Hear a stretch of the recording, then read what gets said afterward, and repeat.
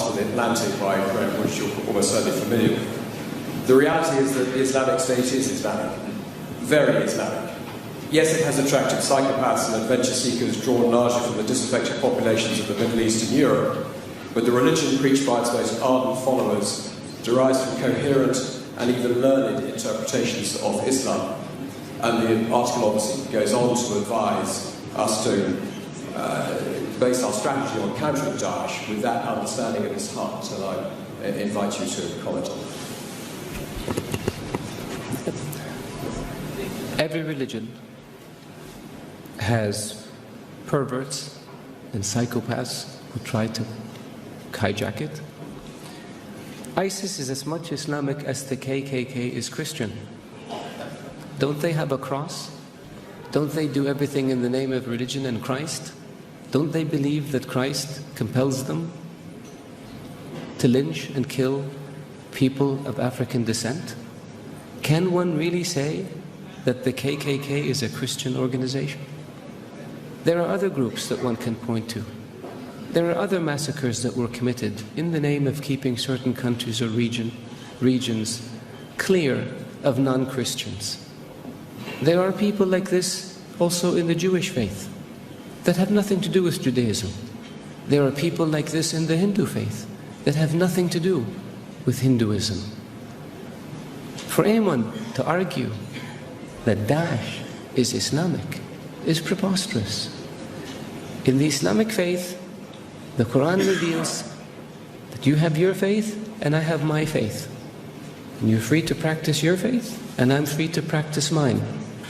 What greater sign of tolerance and acceptance do you have than this? In the Islamic faith it says, he who kills an innocent soul is as if he has killed all of humanity. And he who saves an innocent soul is as if he saved all of humanity. What better example of compassion and mercy do you have than this? So if you look at what Daesh says and you say it's in the scriptures, doesn't the Old Testament say an eye for an eye and a tooth for a tooth? If somebody does it today, would you say they were Christian or they were Jewish? So I caution people, because it seems to have become almost novel. Not novel, it's become the flavor of the day to try to read things into Daesh or into Islam that are not there. The Islamic religion and Islamic civilization was the civilization that preserved the history of Greek and Rome and passed it on to the West. Western civilization would not exist without the Islamic Arab civilization.